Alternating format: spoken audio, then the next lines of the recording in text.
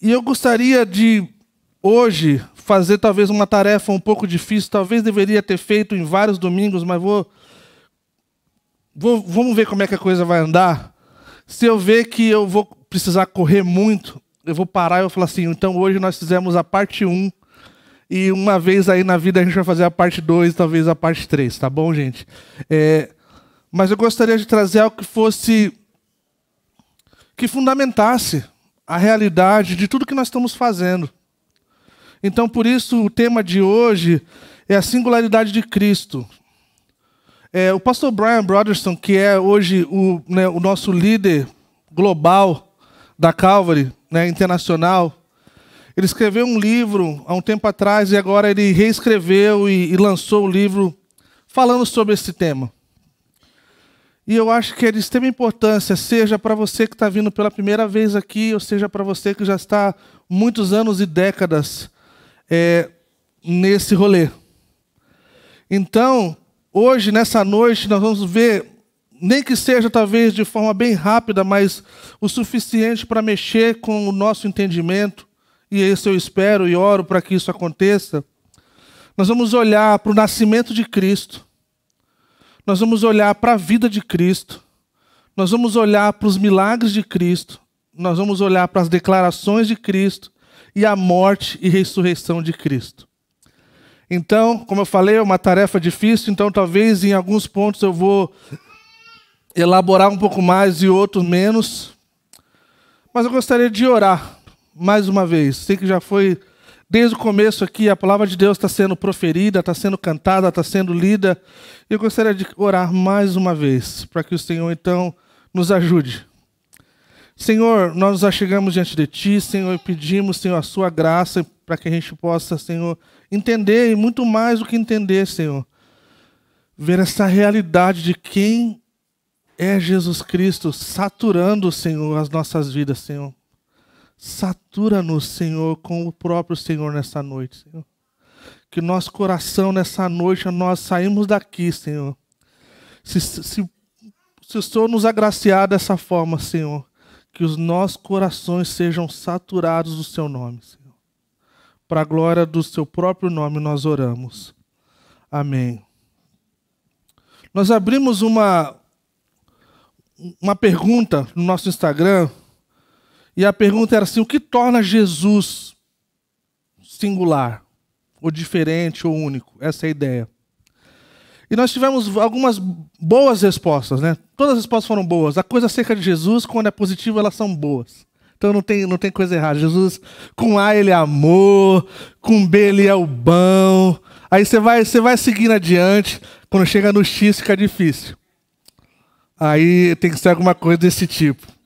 Aí eu deixo com vocês. Mas, gente, se eu perguntasse, nós começássemos pensando nessa perspectiva. O que torna Jesus singular ou peculiar para mim e para você? Alguns responderam que era o seu amor incondicional por nós. A forma que Ele perdoa. A forma que Ele nos ama. A forma que Ele lida com as coisas da vida, diferente de muitas outras pessoas. E essa lista, ela se estende, gente. Jesus significa algo para cada um de nós, e mesmo que talvez alguns de nós nem creiam. Talvez Ele signifique nada para alguém. Mas Ele significa algo para todos nós. Agora, uma coisa que a gente vai olhar é que elas não são essas coisas que são o que eu penso, o que eu acho, o que você pensa, o que você acha. Isso é importante. Porque é através disso que nosso coração ele é moldado pelo que acreditamos de verdade ser. Então, por isso que nós aqui, membros da Calvary Curitiba, a primeira pergunta que nós temos quando alguém quer se tornar membro dessa igreja é se acredita que na Bíblia como única regra de fé. Por que isso?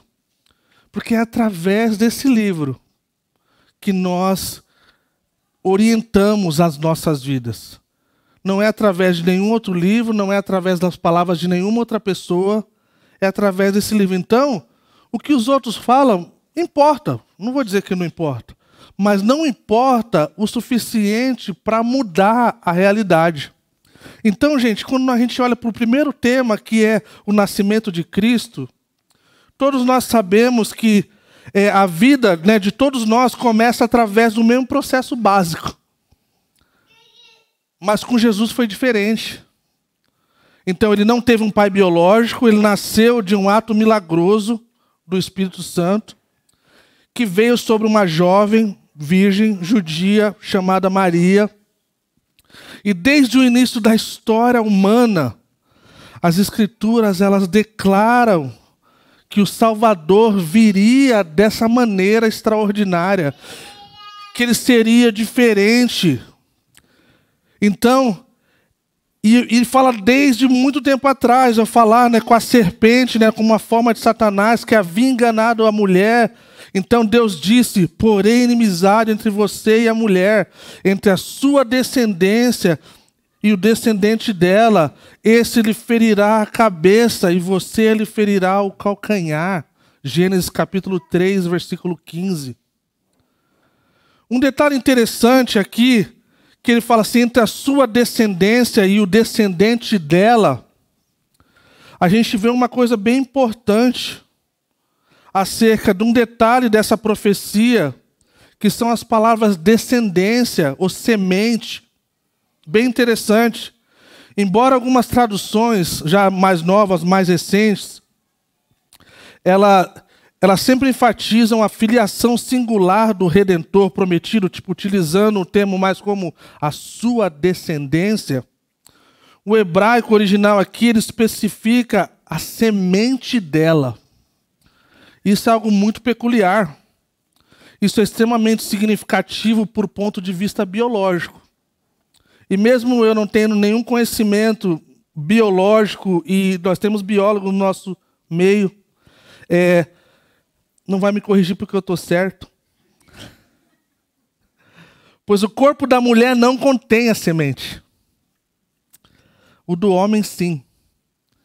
Então isso mostra uma peculiaridade ainda maior dessa realidade. Então já na primeira profecia, falando sobre a vinda de Jesus Cristo, o Messias, há uma indicação desse nascimento virginal. Muitos anos depois, o profeta Isaías declarou essas palavras a Acas, o rei de Judá. Em Isaías 7,14, fala assim: por isso o próprio Senhor lhe dará um sinal. Nós falamos sobre isso no Natal, né? Quase todo ano a gente usa esses textos, mas é bom usar fora do Natal também.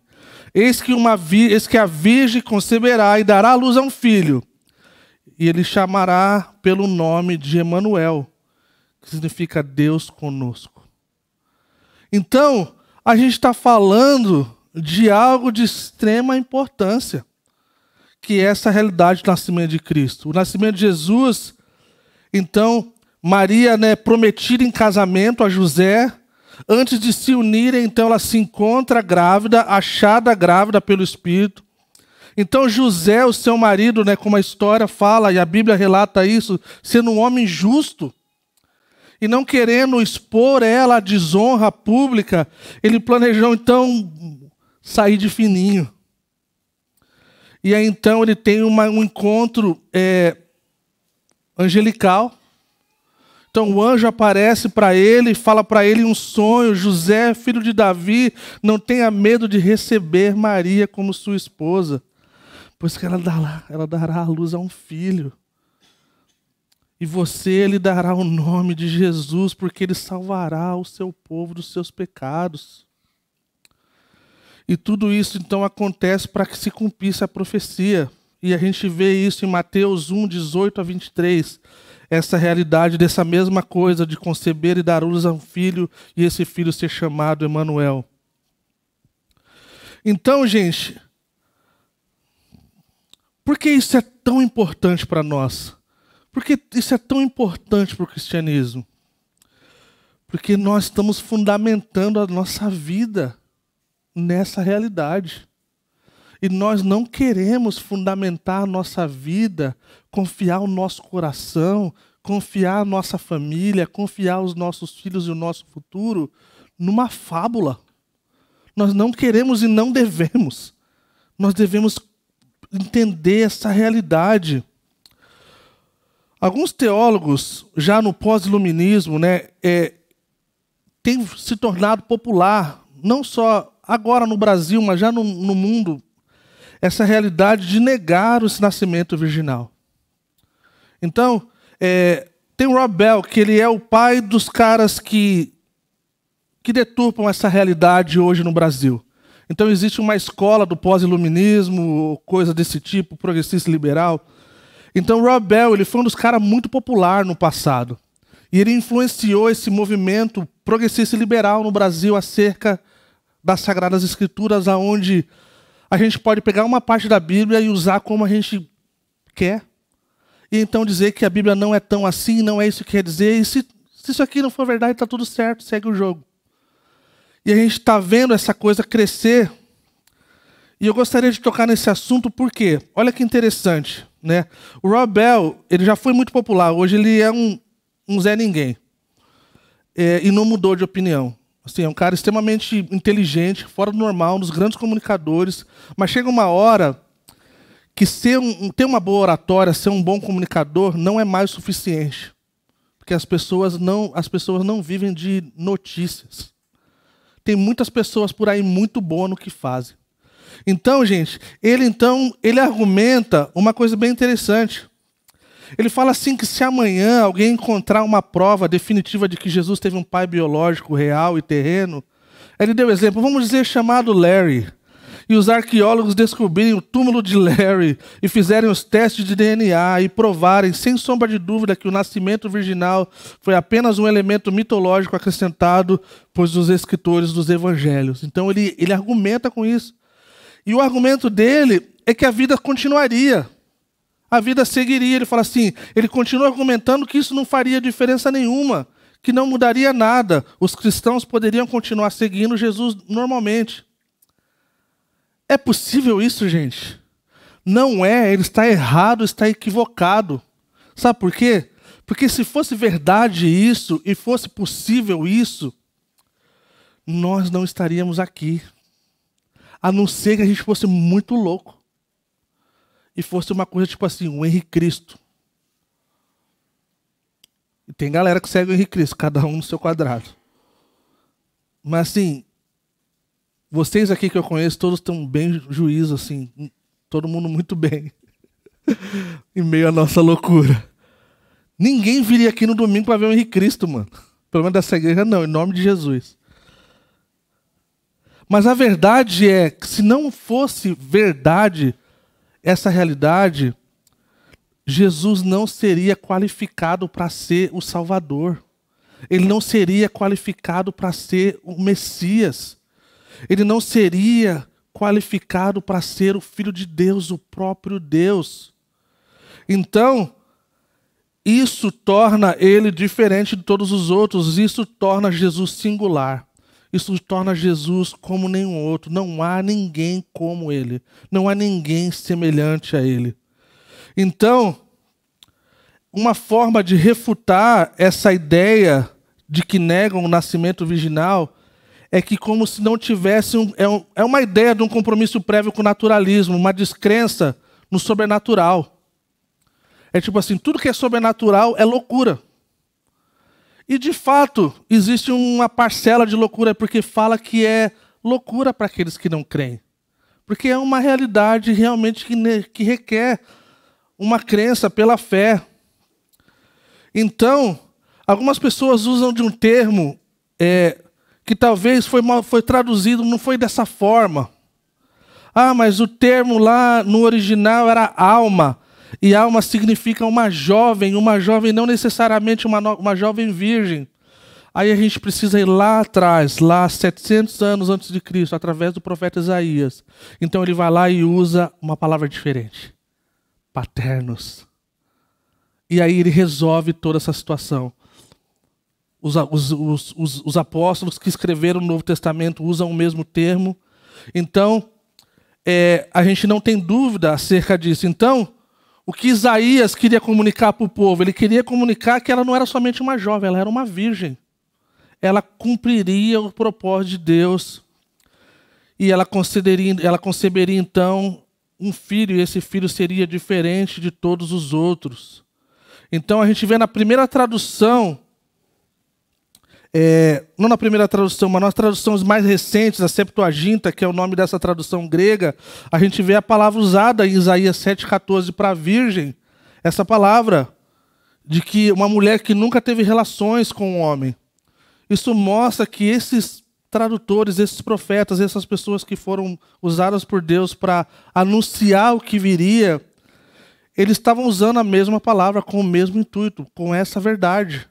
E isso nos ajuda a entender essa realidade do milagre que só Deus pode fazer. Então, a influência do naturalismo, do pós-iluminismo e essa realidade, talvez, racionalista, ela para aqui. Porque você precisa ir além. E a gente vai ver que essa realidade é tão radical, porque mesmo que as pessoas argumentem que Jesus não foi esse cara que ele falou que ele era, a gente vai ver que o pessoal, através da história, morreu por esse nome. E ninguém seria burro, eu posso usar essa palavra, de morrer por uma coisa que é mentira. Eles não ganhavam nada em dizer que Jesus morreu e ressuscitou, a não ser perseguição. Eu vou falar mais sobre isso na parte da ressurreição. Então, essa é a primeira parte que eu acho que é de extrema importância para a gente. Existe o credo niceno, que foi criado para a defesa da fé cristã, e uma da parte da declaração que fala de que Jesus ele padeceu diante de Pôncio Pilatos, fala que ele nasceu da Virgem. E isso é uma coisa incrível para a fé cristã. Algumas igrejas, como a local, por exemplo, que a gente conhece, nossos amigos lá, UFP, eles leem todo domingo o credo apostólico. Porque para eles é de extrema importância ser lembrado da realidade de Jesus Cristo. E tudo que ele é e que ele representa. Que ele é filho de Deus Pai, que ele padeceu diante de Pôncio Pilatos, que ele nasceu de uma virgem, que ele morreu, ele ressuscitou ao terceiro dia e voltará.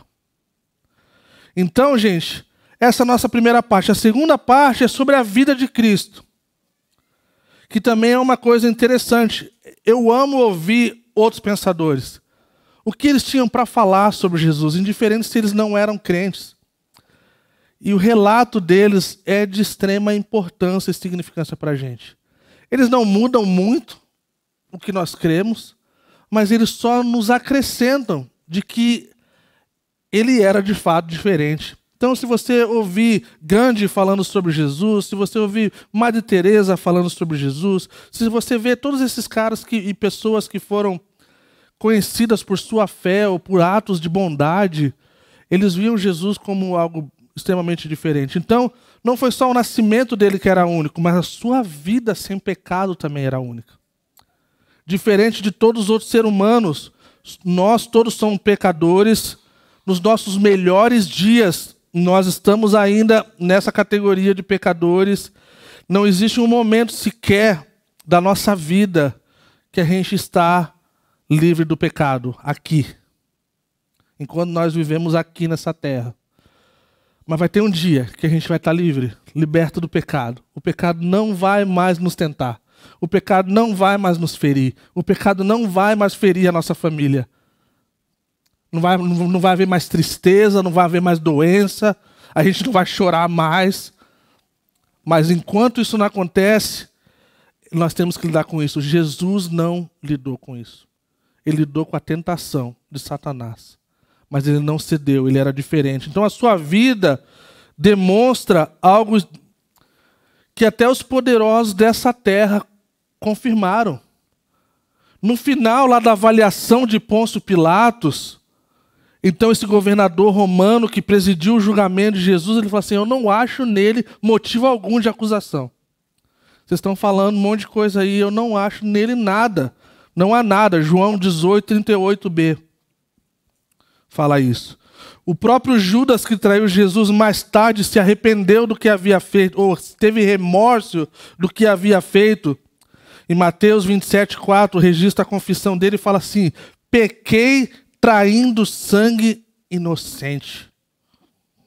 O ladrão na cruz, ele falou: esse homem não fez nada de errado, eu mereço, esse cara não. E finalmente, então, o centurião que estava, então, ali diante daquele cenário, ele fala assim que certamente este era o justo. Então a gente tem muitos outros relatos além desses daqui. Em Hebreus 4:15 fala assim que nós, porque não temos um sumo sacerdote que não possa compadecer-se das nossas fraquezas, mas que em tudo foi tentado como nós, mas sem pecado. Então isso torna Jesus diferente. Porque quando nós olhamos para ele, nós olhamos como nosso maior exemplo. Nós olhamos para ele como alguém que é capaz de nos falar algo e viver. E ele cumpriu a sua vida até o fim nessa realidade. O apóstolo Pedro fala que ele não cometeu pecado, na sua boca não se encontrou engano. Na sua boca não havia nada que quisesse proferir coisas que não eram dignas de alguém que era santo, que era diferente. 1 João 3:5 fala: vocês sabem que ele se manifestou para tirar os nossos pecados e nele não há pecado. Não há pecado nele. A gente vê um dos sermões aí mais emblemáticos de Jesus em Mateus 5-7, conhecido como o Sermão do Monte. E a gente vê a realidade de quão difícil é viver sem pecar. Ah, mas eu nunca matei. Sim, nós já matamos. Quando eu olho para alguém com a falta de perdão, ou com ódio, ou com ira, é como matar. Ah, mas eu nunca adulterei. Quando eu olho para alguém com a cobiça, eu já adulterei. Então Jesus coloca num outro nível, gente. E ele é qualificado para falar disso, de pensar. Imaginem uma vida, gente. Tem coisas que é difícil para a gente imaginar porque é muito o contrário da nossa vida. Agora vamos pensar no âmbito normal. Imagina essa vida, gente, sem mentir, sem cobiçar. Essa é a realidade de Jesus. Cara, sem perdoar. Essa é a vida que a gente está acostumado. Não é o contrário. A vida dele era o contrário. Ele tinha que se fazer parte do que nós somos para poder entender essa realidade que ele não sabia o que era. Só uma vez na vida ele se distanciou, o pai se distanciou dele, gente. Só uma vez. E foi na cruz, quando o nosso pecado estava sobre ele. Então por isso ele fala: Deus meu, por que me abandonaste? Deus nunca o abandonou. Mas Deus sim, diante do pecado da humanidade, tem esse pequeno tempo de separação. E Jesus não estava acostumado com isso. Ele viveu uma vida de total harmonia com a vontade de Deus. Ele veio para cá enviado pelo seu Pai. Ele viveu a vida, ele fala que, diante de alguns cenários difíceis da vida dele, ele falou assim: não foi vocês que fizeram isso. Eu vim pela própria vontade, eu fui enviado pelo meu Pai. E eu vou cumprir, eu vou até o fim. E olha que interessante da sua vida. Quando nós olhamos para os poderosos dessa terra, gente, a gente olha pessoas que querem ser servidas. Pessoas que têm os seus empregados, pessoas que têm os seus bens e as coisas, e todas essas coisas é para o seu bel prazer. Em Marcos 10:45 fala que o Filho do Homem ele não veio para ser servido, mas ele veio para servir e dar a sua vida em resgate de muitos. E aí quando a gente se depara com alguém tão incrível, e a vida dele era de alguém que tinha uma toalha e uma bacia para limpar os pés e lavar os pés das pessoas como eu e você, que pisamos em lugares que não deveríamos, que sujamos os nossos pés com a vida que nós vivemos longe do Senhor. Isso mostra o quanto a vida de Jesus falou mais do que tantas outras coisas. O apelo dele para a gente é que, como o apóstolo Paulo fala em Filipenses capítulo 2, versículo de 5 a 8, ele fala assim: seja a atitude de vocês a mesma de Cristo Jesus, que embora sendo Deus, não considerou que o ser igual a Deus era algo que devia apegar-se, mas esvaziou-se a si mesmo, vindo a tornar servo, tornando-se semelhante aos homens, e sendo encontrado em forma humana, humilhou-se a si mesmo, e foi obediente até a morte, e a morte de cruz. Esse é o nosso exemplo. Esse é o nosso exemplo. Quando as pessoas estão chateadas com a igreja, e gente, eu costumo dizer, gente, isso é a coisa mais fácil do mundo, cara. Onde tem pessoas, cara, a gente se chateia. Nossa família a gente se chateia. Entendeu? Agora, leva para Jesus. Se você sair daqui, eu já vou falar assim: Jesus fez isso para mim. Jesus fez mal para minha família. Jesus fez isso para mim. Isso não acontece. Porque ele não fez. Tudo que ele fez foi em pró e o bem do ser humano. Mesmo o ser humano tendo essa realidade da queda, qual o pecado nos rodeia sempre.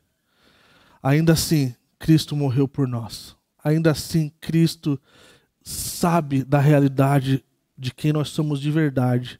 E ainda assim, Ele nos chama a caminhar nos seus passos. Amém? Os milagres de Cristo. Gente, os milagres de Cristo são das coisas mais radicais. Ele operava milagres, algumas pessoas viam, se achegavam a ele, se convertiam, ele falava assim: ó, volta para lá e não conta para ninguém. Porque já tem muito alvoroço por aqui, já tem muita multidão. Ele não era aquele cara que performava. Ele não era aquele cara como um mágico que fazia os seus truques para chamar a atenção. Os seus milagres eram atos de misericórdia, de bondade para com o povo sofredor. Você pode ver. Uma das coisas que Jesus é incrível, gente. Quando acerca dos seus milagres, os seus milagres sempre envolveram pessoas. Jesus lidou com a fome do faminto. Jesus lidou com a realidade do rejeitado. Jesus lidou com a dor aparente no corpo. Por amor. Ele alimentou o faminto. Ele tocou pessoas que não podiam ser tocadas. Ele abraçou pessoas que eram rejeitadas pela sociedade. Ele deu ouvido para quem fazia tempo que não tinha atenção das pessoas. Ele abriu espaço para as crianças quando as pessoas queriam afastar elas. E ele dá uma lição, então, para nós, de que os seus milagres, ele é o fruto de amor. É o fruto da sua bondade. Alguém disse que a principal diferença entre Jesus, Buda, Confúcio, Maomé e Hare Krishna é que Jesus afirmou, através de seus milagres, tudo o que ele disse, ele fez, era verdade. Essa é a diferença. Como alguém que falava e cumpria o que fazia. E a sua vida por todo o tempo na terra, 33 anos e pouco, a sua vida era dessa forma. Os seus milagres, as suas operações sobrenaturais confirmavam que ele era o Filho de Deus. Alguns de nós talvez não lembramos, mas quando João Batista é preso, e aí ele envia os seus discípulos para perguntar para Jesus se ele era de fato aquele a quem era.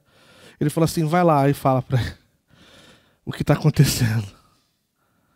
O manco está andando, o cego está enxergando, muitas coisas estão acontecendo. Esse é o sinal do Filho de Deus. E aí então, quando chega o dia, o qual João Batista, o próprio João Batista, o maior dos profetas, ele vê Jesus de longe, ele fala assim: eis ali o Cordeiro de Deus que tira o pecado do mundo.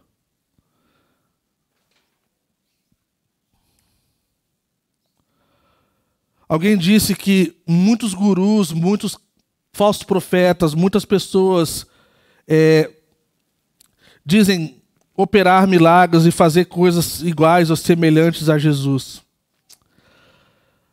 A coisa interessante, no entanto, é que essas alegações, elas não são substanciadas.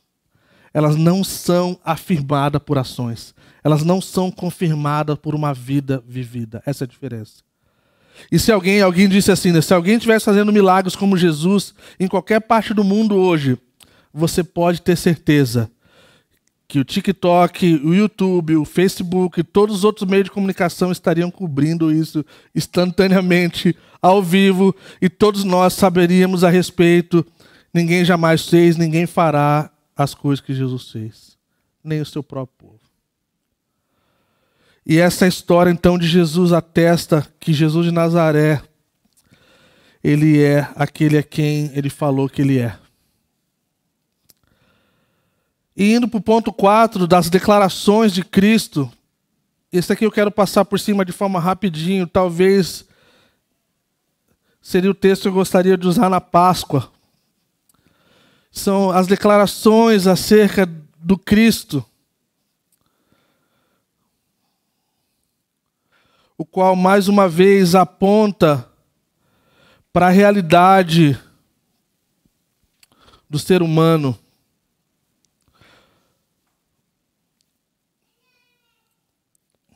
Olha que interessante. Só me achar aqui.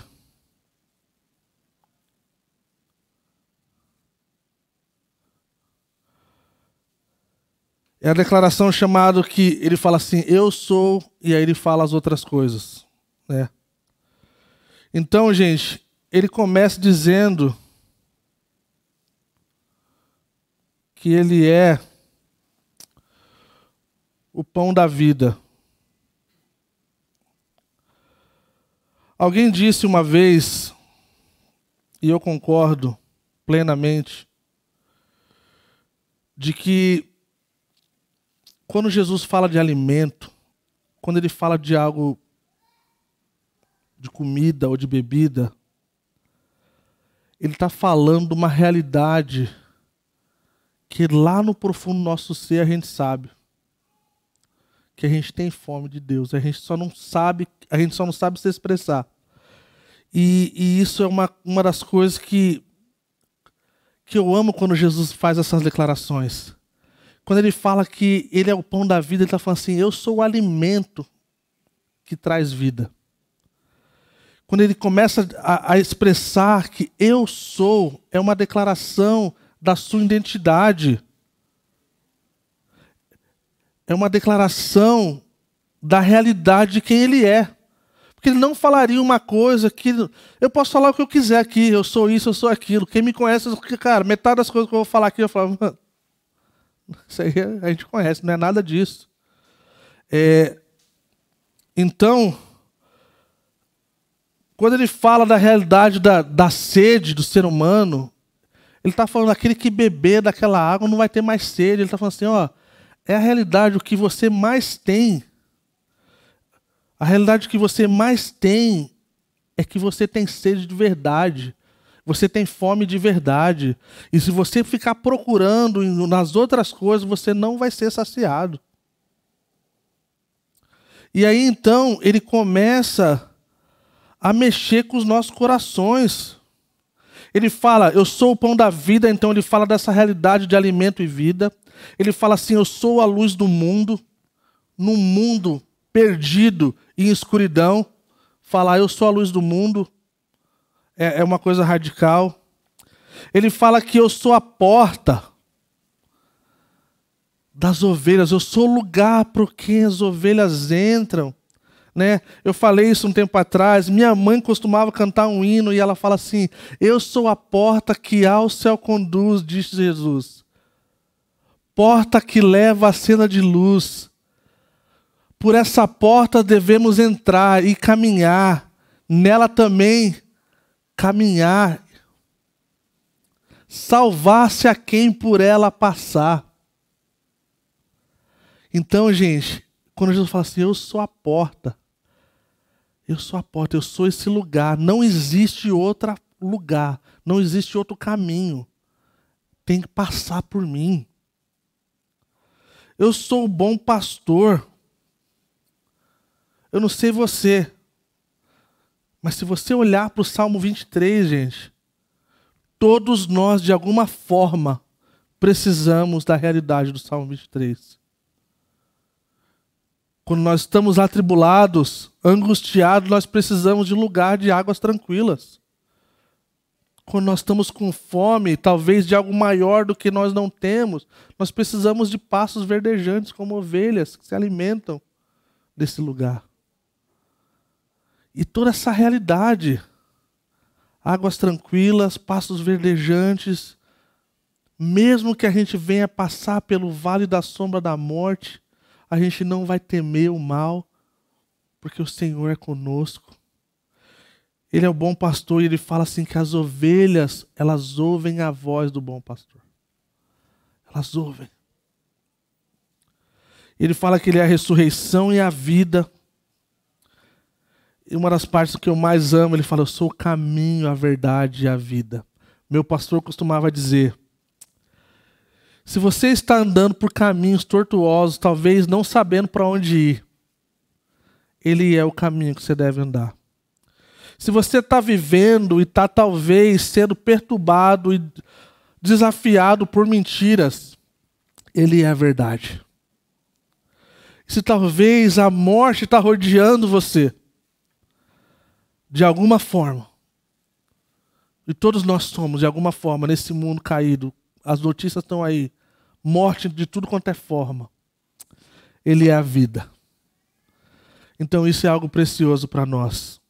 Ele termina a sua 7ª declaração, ele fala que eu sou o caminho, eu sou a videira verdadeira. Ele fala que nós devemos permanecer nessa videira.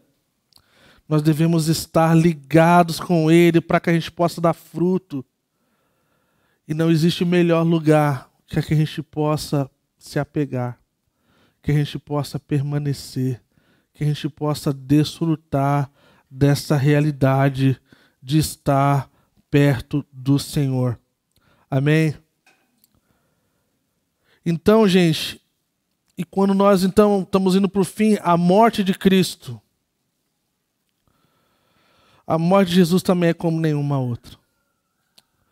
É importante dizer que muitas outras pessoas morreram na cruz na época. Jesus não foi o único que morreu na cruz. Então, até o próprio relato, a narrativa da morte de Jesus envolve pessoas que mereceram a condenação. Era a punição da época para pessoas que cometiam crime, né? Mas existe algo radical sobre a morte de Cristo, e eu quero gastar um tempinho nisso, porque eu acho que ele tem importância. Tudo que a gente está falando tem importância, mas tem algumas coisas que a gente precisa entender. Que ele na cruz, ele morre uma morte de um pecador. A ira de Deus é sobre ele para punir os pecados do mundo. Embora mesmo ele fosse santo e sem pecado. Existe um termo teológico escrito expiação, ou uma morte expiatória.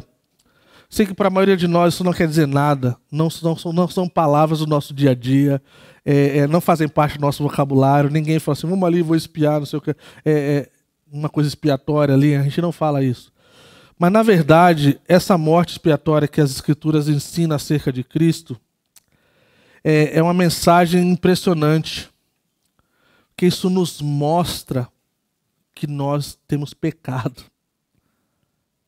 Olha que interessante, o pastor Brian, no seu livro, ele fala uma coisa que eu nunca tinha pensado, olha que interessante.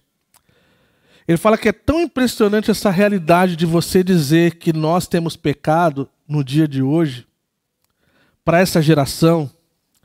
Ele falou que nos Estados Unidos, quando lançaram o filme A Paixão de Cristo, do Mel Gibson, que foi uma coisa radical, ele falou que teve pessoas que ficaram muito ofendidas, Porque esse filme deixou bem claro que a gente era mal. Você vai falar assim, não, isso aí tá muito radical. Tipo assim, cara, eu não sou tão mal assim, não. E ele fala que foi tão radical que pessoas, cara, lidaram de forma bem assim, bem radical mesmo, assim. Sendo afrontado pela ideia de que ela era má. Falou, não, isso aí, alguém precisar morrer para que eu pudesse ser perdoado de uma coisa que eu nem sou mal, isso aí é coisa de maluco. Isso é coisa de doido. Então, gente, e mais uma vez, a gente está lidando com essa realidade, mais uma vez, de uma teologia, de uma coisa liberal e progressista no sentido disso. Não foi isso que Jesus ensinou de fato, não foi isso que Jesus quis dizer de fato. Não, ele quis dizer o que ele quis dizer mesmo. Que o pecado do ser humano veio sobre os seus ombros. Então, essa morte expiatória é que Jesus toma o nosso pecado sobre os seus ombros. Então, ele apazigua a ira de Deus contra o pecado. Não é contra mim ou contra você necessariamente, é contra o pecado. E por que Deus odeia o pecado? Por que Deus tem uma ira santa contra o pecado? Porque o pecado nos mata. O pecado machuca a sua criação. Eu tenho repetido isso, gente, semanalmente. E eu espero que um dia isso possa fazer sentido para a gente. Que o pecado faz mal para a minha vida, faz mal para a sua vida, faz mal para a sua família, faz mal para todo mundo ao seu redor. Nunca vai ter um dia que o pecado vai fazer uma coisa boa para você, cara. Nunca. Então Jesus, ele lida com essa realidade na cruz. Ele lida com essa realidade que a sua morte precisava apaziguar essa ira de Deus. Então isso acontece na cruz. A promessa lá do começo era que seria enviado o Messias e ele iria esmagar a cabeça de Satanás, a serpente. E o seu calcanhar seria ferido, uma referência ao sofrimento de Cristo para nos salvar. Uma coisa sangrenta, violenta, sangue derramado, a vida de uma pessoa vítima, inocente, em lugar do culpado. O pecado deve ser expiado assim como os crimes em nosso sistema legal precisam ser pagos. Jesus morreu, o justo pelos injustos, para nos levar a Deus. Nós estávamos longe, separados de Cristo. Então ele estende os seus braços. Então ele faz um caminho para que a gente pudesse de novo experimentar a vida. E é só dessa forma. E aí então a gente desfruta de uma vida que é diferente. Fala que ele foi entregue por nossas ofensas. Se fosse alguém da nossa família que estivesse sofrendo de forma injusta, gente, nós estaríamos fazendo qualquer coisa possível para intervir diante da situação. Nós gastaríamos o preço que fosse necessário, nós faríamos o que for. E Deus então envia o seu Filho como justiça, como realidade. Não sei quantos de vocês viram Nárnia. C.S. Lewis, ele conta essa história dos 4 irmãos que entram num mundo mágico chamado Nárnia. Sempre quando eu lembro de C.S. Lewis, eu lembro do Aguiar. Vamos lembrar de orar pelo nosso presbítero. Não está sofrendo, ele está em Teresópolis. Trabalhando para a Petrobras. Mas ele faz falta aqui, eu só lembrei dele. Deixa eu me compor um pouquinho.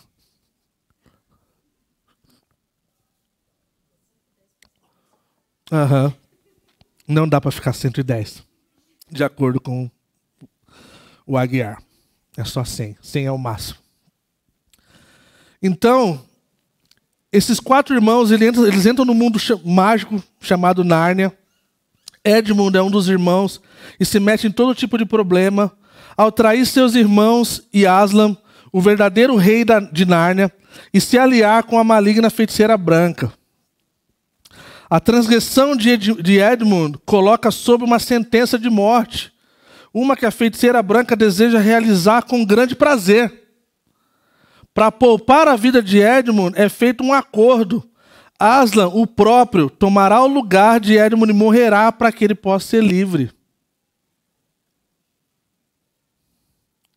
A história segue contando como o grande leão se entrega às forças do mal e permite que a feiticeira o torture e o mate.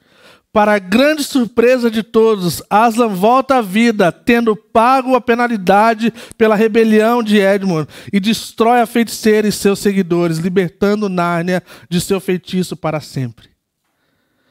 C.S. Lewis estava comunicando magistralmente o que aconteceu quando Jesus morreu na cruz e ressuscitou. Olha que interessante. Lucy e Susan, as irmãs de Edmund, viram Aslan morrer. Mas ainda assim elas ficam maravilhadas diante de Aslan vivo, perguntando o que tudo isso significa. Significa assim, disse Aslan, que embora a feiticeira soubesse da magia profunda, existe uma magia ainda mais profunda que ela não conhecia. Seu conhecimento vai até o início do tempo. Mas se ela tivesse olhado um pouco mais para trás, na quietude e na escuridão, antes do surgimento do tempo, ela teria lido ali um feitiço diferente. Ela teria sabido que quando uma vítima disposta, que não cometeu traição, é morta no lugar de um traidor, a pedra se quebra e a morte começa a trabalhar ao contrário. E essa é a nossa realidade, gente. Aslan se entregou por nós. Mesmo como cada um de nós talvez fosse como Edmund. Então a gente vê essa bela imagem do que aconteceu com a morte de Cristo na cruz.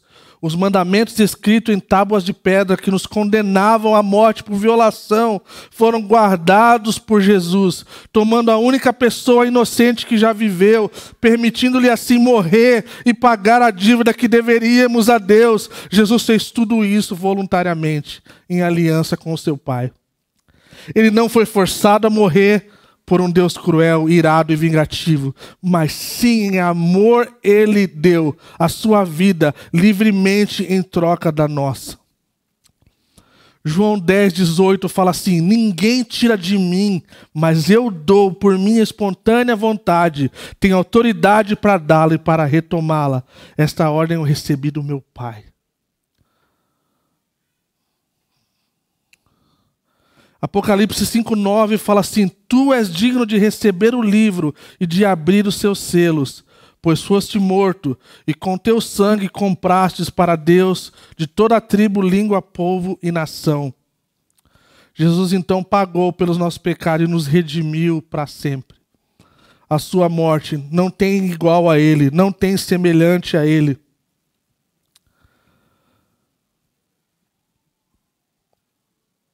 Eu quero parar por aqui.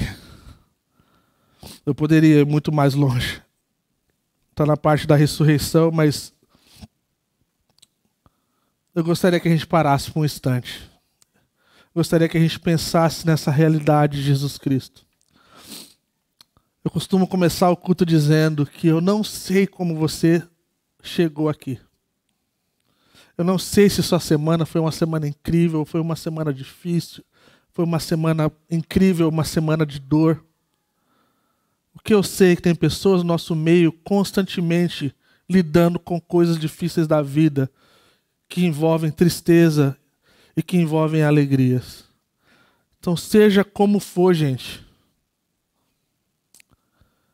quando a gente olhar para essa realidade de tudo que Jesus representa para nós, da forma que o seu nascimento foi significativo e importante, a sua vida, os seus milagres, as suas declarações, a sua morte e a sua ressurreição. A gente vai ter tempo para falar sobre essa ressurreição na Páscoa. Elas mudam a nossa vida. Elas mudam a forma que a gente olha para esse mundo caído. E quando eu penso, gente, de que a realidade é de que tantas pessoas morreram por esse nome. Talvez você não tenha consciência, mas ainda hoje tem pessoas morrendo por esse nome. Existem vários lugares no mundo onde você pode ser o que você quiser. Você só não pode falar o nome de Jesus. Você só não pode falar que você é cristão. Ainda hoje. Existe uma lista enorme de países onde é perseguido ser cristão. E a gente está aqui, nesse novo ano, juntos aqui, reunidos, no nome de Jesus Cristo. É uma coisa incrível, gente. E eu não gostaria que a gente levasse como uma coisa light. Eu gostaria de que a gente ponderasse sobre esse nome. E o que eu posso dizer é que talvez alguns de nós nunca... Talvez a gente pensou, cara, Jesus ele é muito importante, ele é um cara importante. Mas a gente talvez nunca pensou nele como alguém que é o Senhor, que é Salvador. E quando eu falo isso, quando a gente fala que Jesus é o Senhor, gente, ele é o Senhor de tudo. Ele é nosso dono. Ele é dono da nossa família, ele é dono das nossas crianças, ele é dono do nosso futuro. E eu costumo dizer, quando eu vou casar alguém, eu sempre falo que o que Deus está chamando um ao outro para se dar um pelo outro, é que Deus não está pedindo para que a gente se dê por alguém com mãos terríveis, com pessoas que não sabem amar. E com Jesus ainda muito melhor, muito superior. Eu falo assim, cara, que coisa incrível que a gente pode dar a nossa vida e ter a nossa vida nas mãos de quem mais sabe amar.